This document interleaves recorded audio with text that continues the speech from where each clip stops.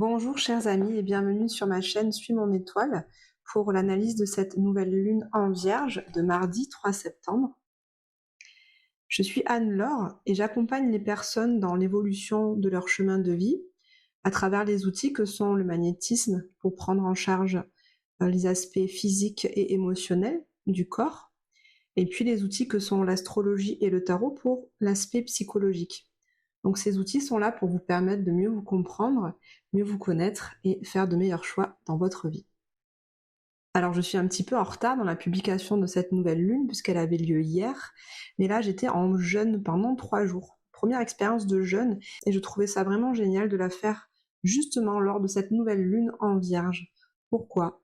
Eh bien parce que la Vierge est le signe avec le Poisson, son opposé et son complémentaire, donc l'axe Vierge-Poisson, sont les signes qui s'occupent de la santé. La Vierge est vraiment là dans les énergies pour sacraliser le corps physique. Donc la Vierge cherche souvent, quand je dis la Vierge, je ne parle pas des personnes qui sont dans le signe de la Vierge, mais de l'énergie de ce signe. Donc l'énergie de la Vierge prend vraiment à cœur de prendre soin justement du corps physique pour en faire quelque chose, pour en faire un réceptacle qui soit vraiment sain, qui soit sacré. Donc la Vierge fait toujours attention justement à prendre soin de son corps, de son alimentation, prendre des rendez-vous médicaux justement pour en prendre soin et rendre ce corps physique le plus pur possible pour rendre le véhicule de notre âme pur et sain. Bon, comme toutes les nouvelles lunes, la nouvelle lune est en fait une conjonction du soleil et de la lune qui se retrouvent ensemble au même degré, donc ici au 11e degré du signe de la Vierge. Le soleil masquant la lune, c'est pour ça qu'on ne la voit plus dans le ciel. Cette nouvelle lune va donc particulièrement concerner les personnes qui sont nées sous le signe de la Vierge, mais qui ont également leur ascendant ou leur lune en Vierge, bien sûr. Et puis les personnes concernées également sont ceux qui sont en face, dans le signe du Poisson, qui sont le complémentaire, mais également les personnes qui se trouvent au trigone du signe de la Vierge, à savoir les personnes qui sont du signe du Scorpion ou du Cancer, qui bénéficient aussi des bons influx énergétiques de cette nouvelle lune. Les personnes pour qui ça risque d'être un peu plus compliqué au cours de ce cycle seront les personnes qui se trouvent à 90 degrés, à savoir les Sagittaires et les Gémeaux, pour qui ça risque d'être un peu plus challengeant, puisque là, on a des aspects de carré, donc des aspects un peu plus tendus. Après, ces nouvelles lunes sont évidemment des moments de recommencement pour tout le monde, puisque comme vous pouvez le savoir, on a le signe de la Vierge, on a tous un peu de Vierge dans nos thèmes astro, et ça c'est en fonction de la maison astrologique qu'on va aller voir justement dans quel secteur de vie le signe de la Vierge se trouve. Donc on parle un petit peu de ces énergies de la Vierge, au-delà, comme je viens de vous le dire, de cet aspect santé, de cet aspect corporel, de le rendre pur, sain et sacré. La Vierge est le signe de la mise au service. Donc c'est un signe qui nous parle d'être au service des autres, de vraiment apporter du soin aux autres, apporter du soutien, un coup de main, et de façon toujours très concrète. La Vierge passe par des choses, des actes concrets. Donc ça peut être, vous voyez, nous donner l'adresse d'un bon praticien, d'un bon kiné, d'un médecin traitant, ou bien l'adresse d'un bon restaurant. En fait, la Vierge a toujours des astuces et des bons tuyaux pour rendre la vie plus facile, pour rendre la vie meilleure. Parce que voilà, l'énergie de la Vierge aussi est celle de l'amélioration du perfectionnement. La Vierge a cette grande qualité de voir en les gens et en les objets les choses qui se dysfonctionnent et de, en plus de ça, pouvoir y apporter des solutions et des réponses qui soient vraiment les meilleures qui soient. La Vierge a vraiment cette qualité-là. Elle est gouvernée par le signe de Mercure, donc on est vraiment dans le mental, dans l'analyse, dans l'étude, dans la pensée. Donc c'est pour ça que les signes de la Vierge est aussi très, très, comment on dit, corrélé aux énergies de la rentrée scolaire, parce que là on retourne dans des énergies plus besogneuses, travailleuses, dans lesquelles on va vraiment, avec notre mental, être dans l'analyse de notre vie professionnelle, de notre vie de famille, de notre routine de vie aussi, hein, pour qu'elle soit meilleure. Donc c'est vraiment le bon moment pour également adopter une meilleure hygiène de vie au quotidien, que ce soit par des routines d'activité physique, d'alimentation, de sommeil. Vous voyez, là où les endroits où vous avez besoin justement de revoir ça, c'est vraiment le bon moment. Donc là, on vient du cycle du lion, qui était encore au mois d'août dans des énergies festives, conviviales, instant présent, plaisir.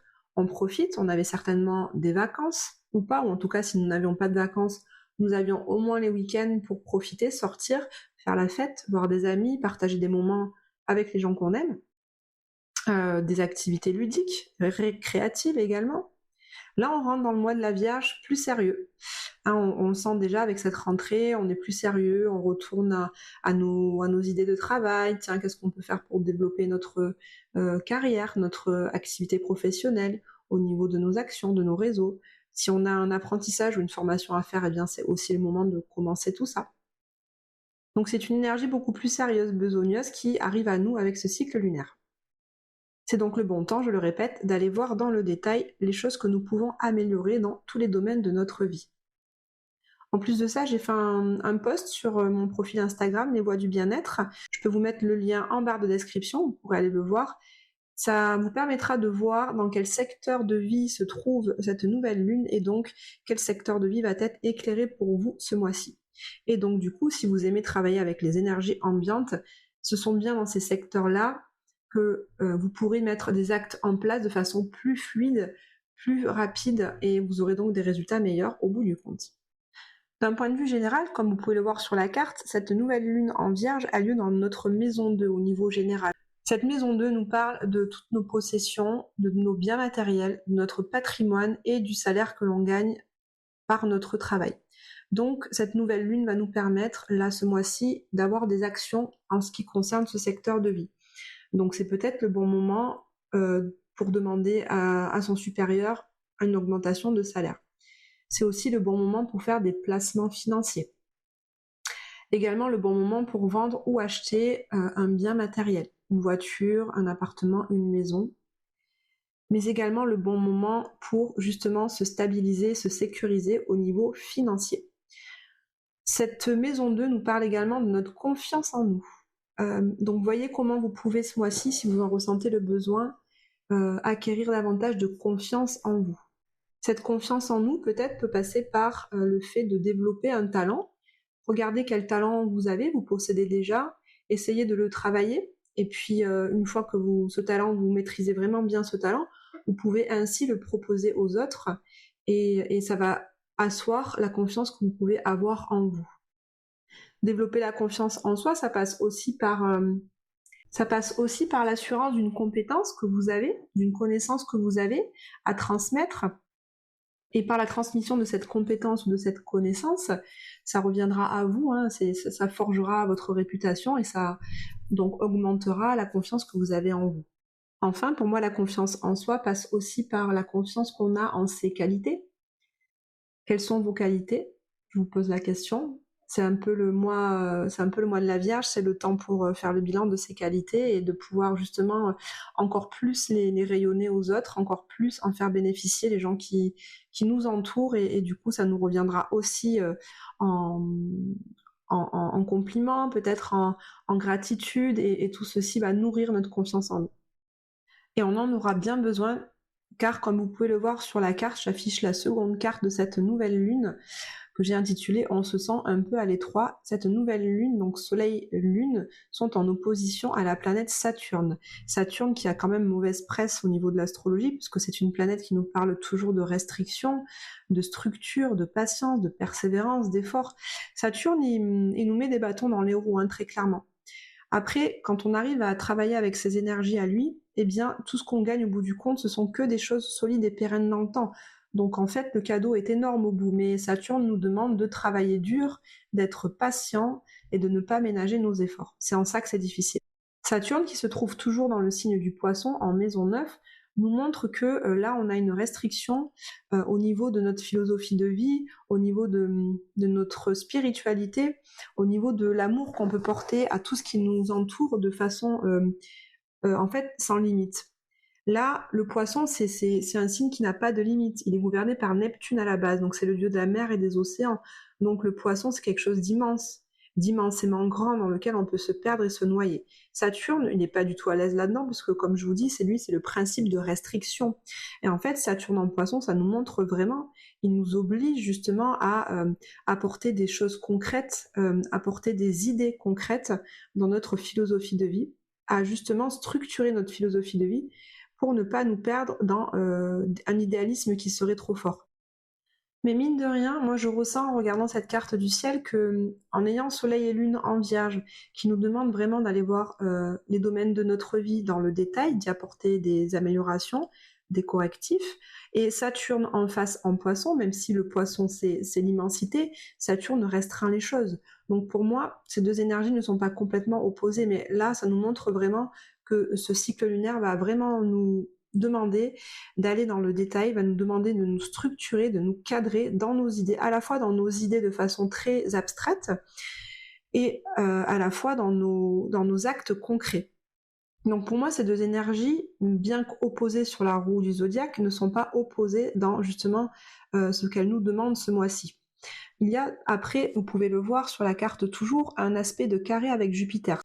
C'est dans cet aspect-là qu'on va avoir plus de tension, je ressens. Puisqu'on a Jupiter qui est carrément l'opposé de Saturne, en fait. Jupiter, c'est l'expansion, c'est les excès, c'est tout ce qui est grandiose aussi. Il va toujours plus loin, toujours plus haut, Jupiter. Et ici, en Gémeaux, ça nous parle vraiment d'avoir plein d'idées, plein d'idées, des 1000 idées à la minute, d'avoir envie de nous déplacer à droite, à gauche, sans cesse pour apprendre des choses, de laisser libre cours à notre curiosité, à l'envie d'échanger, de communiquer avec tout un tas de gens qui nous entourent. Donc là, on est vraiment, vous voyez, dans une énergie de papillonnage, où on va partout, on discute avec plein de gens, on est surexcité, etc. Et en fait, c'est pas du tout, et ça va mettre en tension de l'autre côté, ces énergies très saturniennes et vierges qui nous demandent justement de nous canaliser, de nous structurer et de nous cadrer. Donc voilà, c'est en ça que je sens que ça va être un petit peu compliqué au niveau de ce nouveau cycle lunaire. À la fois, on a envie de laisser aller ses idées, de nous laisser aller à notre curiosité de vie, à notre envie de découvrir le monde, et à la fois, on nous demande ce mois-ci de nous structurer, de nous cadrer dans nos idées et dans nos actes. C'est donc en ça que ça va être un petit peu challengeant ce mois-ci. Le second aspect un peu plus tendu de cette nouvelle lune, que vous pouvez voir aussi s'afficher maintenant à l'écran, c'est qu'on a Lilith. Alors Lilith, c'est la lune noire. La lune noire, pour faire court, dans un thème astral, montre vraiment à la fois le plus beau cadeau qu'on a à vivre dans cette vie-là, mais aussi notre plus grande peur. C'est vraiment quelque chose de très profond. Ce sont des peurs archaïques, des peurs qu'on a vraiment dans nos tripes, dans nos entrailles, qui nous amènent à avoir des réactions épidermiques, vous voyez, des réactions assez pulsionnelles. Donc ces grandes peurs sont liées là à la planète Vénus qui nous parle d'amour, de sentiments, mais aussi du rapport qu'on peut avoir avec l'argent. Et donc ces deux, Lilith et Vénus, qui sont ensemble là dans la balance, en maison 3, ça nous montre que eh bien, il va y avoir beaucoup de peurs qui vont ressurgir en nous en ce qui concerne notre façon d'aimer, notre façon d'être en relation aussi. En balance, c'est vraiment ça, la balance, c'est le signe relationnel. Alors là, comment je relationne avec l'autre, comment j'aime l'autre, comment je me positionne dans la relation avec mon autre. Là, on parle vraiment de relation de couple comme on peut l'avoir dans la durée. Hein. C'est pas une relation d'un soir, c'est vraiment une relation de couple qui vise une stabilité. Et là, beaucoup de peurs peuvent ressurgir au cours de ce cycle lunaire par rapport à ça. Parce que Lilith, comme je vous disais, la lune noire, aussi on l'appelle aussi la lune noire, elle est vraiment collée à Vénus. Donc on va vraiment certainement avoir des peurs archaïques qui vont remonter à nous. Donc on peut, après c'est des peurs classiques comme vous pouvez les connaître par rapport au livre de Lise Bourbeau, c'est peut-être la peur de l'abandon, c'est peut-être la peur de la trahison de la part de votre partenaire, c'est peut-être aussi la peur du rejet vis-à-vis des autres, à un sens plus large, au niveau des relations plus élargies, c'est peut-être aussi la peur d'être humilié. Vous voyez comment ça vous parle? Moi, personnellement, je sens là, ces derniers temps, que j'ai la peur de l'abandon qui revient un petit peu en force. Et je sens qu'à travers ce cycle lunaire, ça va vraiment être un bon temps pour moi pour lâcher ces peurs-là. Parce qu'aujourd'hui, dans mes relations amoureuses, je n'ai vraiment plus envie d'être angoissée, anxieuse. J'ai plutôt tendance, voilà, à être une femme insécurisée. J'ai vraiment envie de vivre ma relation en étant apaisée, en étant sereine, en étant dans la confiance en fait. Et là, je sens que cette Lilith et Vénus ensemble, ça me ramène cette peur de l'abandon. Et je vais donc pouvoir travailler ce cycle-là autour de cette peur. Et comment la travailler? Donc on a en face, comme vous pouvez le voir sur la carte, le nœud nord qui se trouve en bélier. Le nœud nord, ça nous montre la direction à suivre. Donc ici, en bélier, ça nous montre justement qu'on a la force de caractère pour se sortir de ces peurs-là, pour regarder ces peurs en face et transmuter ces blessures en fait. Le bélier nous donne beaucoup de persévérance, le bélier nous donne beaucoup d'énergie, de combativité. Et c'est dans cette énergie de feu, de combativité, qu'on va pouvoir puiser cette force en nous pour justement passer au-delà de nos peurs et pouvoir les transmuter, les transformer en fait, et certainement les guérir. Après les guérir, moi je suis bien consciente que dans une vie, on ne peut pas tout guérir. Donc là, ce cycle va nous permettre de refermer la plaie, de la suturer, et au bout du compte, à la fin du mois, on aura certainement une jolie cicatrice qui sera toujours là, hein. Donc c'est en ça qu'on ne peut pas oublier des blessures, mais on la regardera avec beaucoup plus de douceur en se disant, bah oui, cette cicatrice fait partie de moi, j'ai vécu ça, cette peur est toujours quelque part là en moi, mais elle n'est plus active, elle ne me fait plus réagir, elle ne me fait plus avoir ces réactions de peur qui font que parfois j'ai des mots tranchants, ou peut-être je vais justement me retirer dans ma grotte par peur de souffrir, ou me faire avoir des pensées, des scénarios catastrophes en tête. Vous voyez, cette blessure cicatrisée ne nous fera plus avoir de réactions émotionnelles vives comme ça. Donc je nous souhaite à tous et à toutes vraiment de trouver cette force en nous pour dépasser ces peurs qui vont certainement ressurgir au cours de ce cycle lunaire. Et ces peurs, je le répète, en lien avec la relation amoureuse et avec l'image qu'on peut avoir auprès des relations qu'on a autour de nous. Enfin, je termine l'analyse de cette nouvelle lune par vous parler d'un aspect qui est plutôt bénéfique cette fois-ci. Il faut bien qu'il y ait des belles choses quand même, heureusement. Avec Neptune qui forme un triangle, comme vous pouvez le voir à l'écran, bleu, avec Neptune, Pluton et Uranus. Ces trois planètes-là vont bien travailler ensemble au cours de ce nouveau cycle pour nous permettre de construire un idéal. C'est le titre que j'ai donné à l'image qui est sur votre écran. Pourquoi ? Parce que Neptune est la planète de l'idéal. Neptune, c'est notre grand rêve, hein, c'est là où on place notre cœur. Et donc, on voit que Uranus en taureau, Uranus qui donne vraiment des énergies de combativité aussi. Uranus est une planète électrique, et dans le signe du taureau, ça va nous donner de l'énergie pour construire quelque chose de stable. Donc cette énergie de construction stable va nourrir notre idéal avec Neptune, et de l'autre côté, on a Pluton en Capricorne, Pluton qui est également une planète de grande transformation. En Capricorne, un signe qui est tout à fait stable, c'est un signe terrien, le Capricorne. Le Capricorne qui nous donne de l'énergie pour construire avec patience, avec concrétude et dans la durée. Donc ces deux énergies combinées, Taureau-Capricorne, des énergies de terre, avec et Pluton et Uranus, qui vont amener à Neptune, qui nous parle de notre grand rêve en Poisson, les énergies pour pouvoir le concrétiser véritablement dans la matière. Donc en ça, ce nouveau cycle va vraiment nous permettre de poser des bases assez stables pour nos grands projets de vie. Alors, les grands projets de vie, vous voyez comment ça vous parle, mais ce peut être, je sais pas, l'achat d'une maison, peut-être le fait de fonder un foyer, le fait de partir vivre à l'étranger. Vous voyez, ce sont en fait les grands projets, ce sont nos projets qui nous prennent vraiment plus de temps à construire. C'est peut-être des projets que vous avez en tête depuis 5, 10, 15 ans. Par exemple, pour citer un de mes projets, moi, je rêve un jour d'écrire un livre. Donc c'est peut-être temps pour moi, je suis en train de me dire au moment où je vous parle, peut-être temps pour moi de commencer à mettre les premières étapes, à savoir peut-être écrire les premières pages de ce projet. Pour finir, cet idéal à construire sera quand même un petit peu tendu par rapport à Mars en Gémeaux, qui peut nous faire donc avoir des actes, parce que Mars c'est les actions, qui peut nous faire avoir des actes un petit peu éparpillés. Le Gémeaux il s'éparpille, hein. Donc faites attention si vous voulez vraiment construire cet idéal, poser des actions concrètes avec le Taureau et le Capricorne, eh bien faites attention de ne pas partir dans tous les sens, mais bien de vous cibler et de vous structurer, de vous cadrer dans ce que vous allez mettre en place. J'en reviens à ça, à l'énergie dont je parlais au départ, avec Saturne qui nous contraint justement à nous structurer. Donc Dieu ne me fait pas de soucis pour ça. Voilà, chers amis, on arrive à la fin de l'analyse de cette nouvelle lune. J'espère que cette analyse vous a parlé, vous a plu. Je vous remercie de la liker, de la partager, de me laisser des commentaires si ça vous fait plaisir, parce que moi, ça me fait plaisir de vous lire. Merci également de vous abonner à ma chaîne si ce n'est pas déjà fait, parce que c'est grâce à vous que la chaîne continue de grandir chaque jour un peu plus. Et cela me motive toujours à faire d'autres vidéos, d'autres podcasts. Je vous souhaite à tous et à toutes un très beau cycle lunaire. Prenez bien soin de vous et des gens que vous aimez et je vous dis à très bientôt.